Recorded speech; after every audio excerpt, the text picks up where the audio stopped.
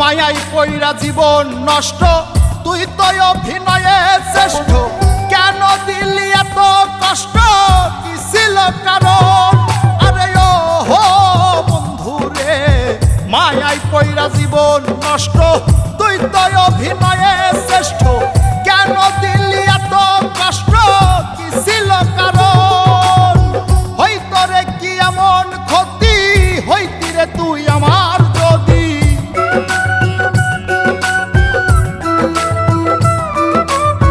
হইতো রে কি এমন ক্ষতি, হইতি রে তুই আমার যদি।